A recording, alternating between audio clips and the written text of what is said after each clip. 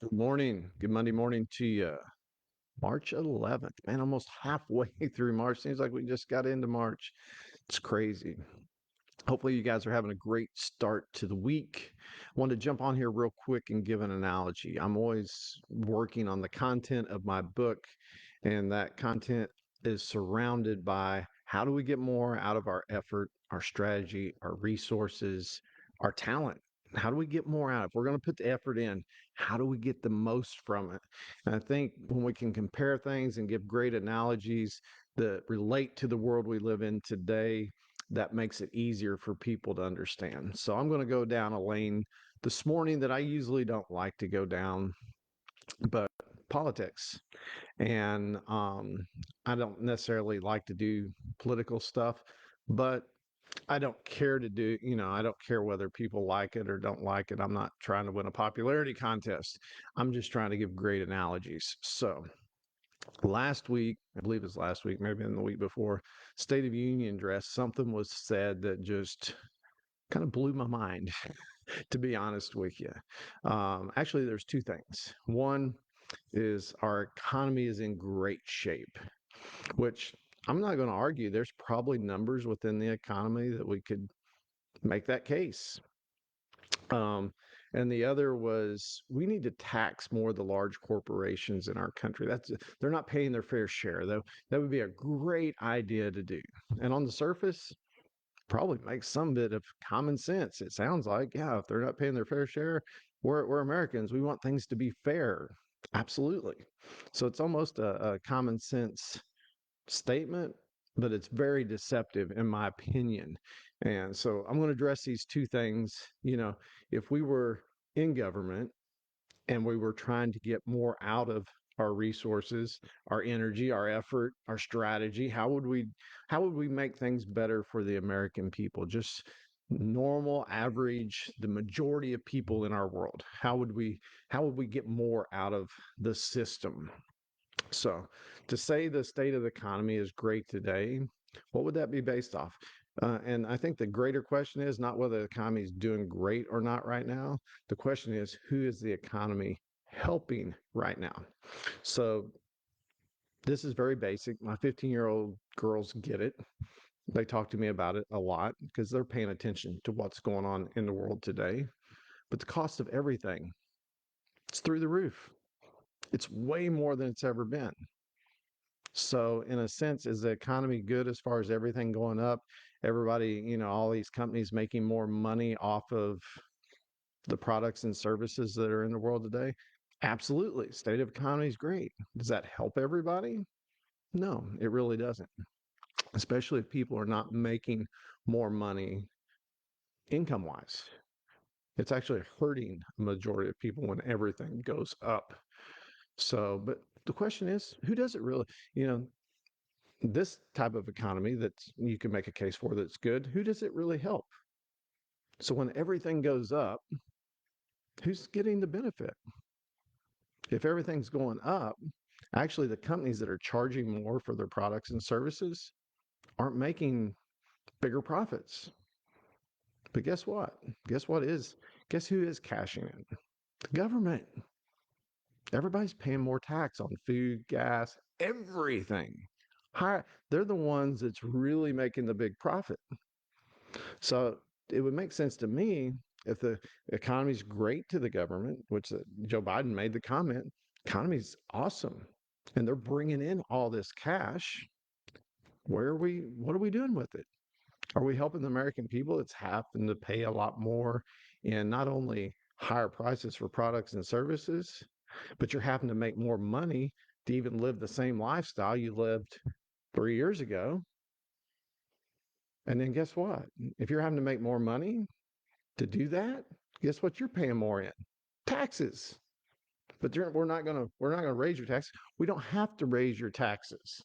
If you're having to make more money to live the same lifestyle you've been living, then you're automatically paying more taxes. It's common sense. So, you know, if we were looking at it and we wanted to help the majority of people in the country, how would you do it? And here's the interesting question for me. What's drove up the prices to begin with? One item that does all of that. Gas. When gas prices go up, diesel prices go up, everything goes up because it costs more to get products from place A to place B. It's common sense. And then that drives everything up. So how would we reverse that? It wouldn't be, and here's my other, thing that I was pointing out is we should tax all the major corporations more in the world.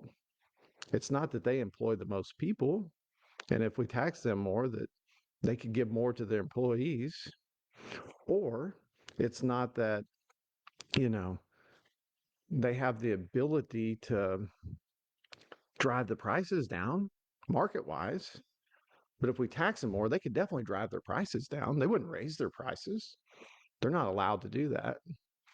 The government should control how much they charge for their products. That's another thing we got in the State of the Union last week is, hey, they're putting less product, charging the same price. Yeah, it's called marketing. When companies are having to pay a lot more, they have to make adjustments to be able to make their bottom line, to pay their employees, to get their profits.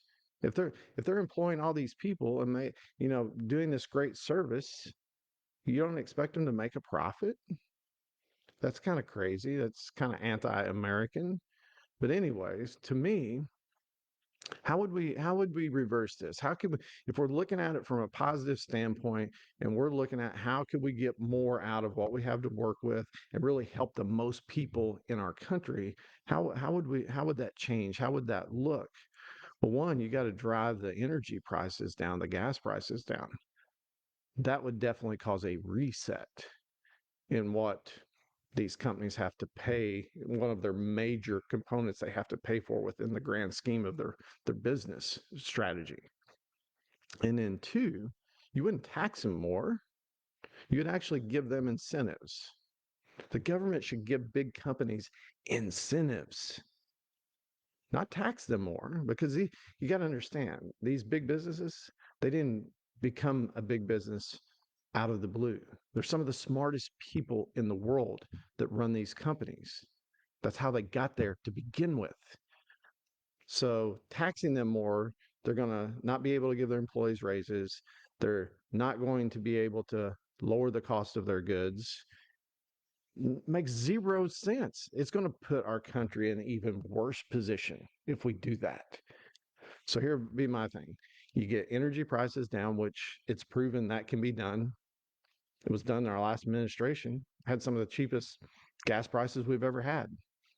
And then two, create incentives for these big companies. What incentives would be popular? Hmm. Maybe give them an incentive if they pay their employees above the national average. Man, novel idea. That wouldn't help anybody out. Maybe give them incentives if their prices are below market value. Wow, there's another one. Holy cow. That wouldn't change things. But there's going to have to be a reset. And it's going to take thinking like this to actually bring stuff and reset. Now, I'm of the firm belief that this is automatically going to happen because history tells us this, that our world's designed in a way, if we go back all the way through biblical history, when people get out of whack with the way they do things, the way they think, the way they live their lives, it's mysterious. This world, things happen in a way that cause it to reset. It's pretty interesting. That's the reason I really don't get political. I really don't get too worried about the way the world's going because I believe it's already there's a shift taking place now. There's people waking up and going, the crumbs that the government's been giving me, it's really not making me prosperous. It's really not making my life better. So it's interesting some of the things that are taking place. And I think it's going to get more interesting, as we move on. I think things are resetting. I think people have had enough of craziness. For American standards, the way the world is in America today, it's pretty crazy. So I don't know. Give me your thoughts. Again, like I said, I don't like to get political, but I don't care to get political because I'm, again, not trying to win a popularity contest. I'm focused on, giving great examples of how we can get more out of our effort, our energy, our strategy, our talent, our resources. I think it's important. So hopefully you guys have a good start to your week. Maybe not what you wanted to hear on Monday morning, but maybe it makes you think a little bit. You guys have a great week.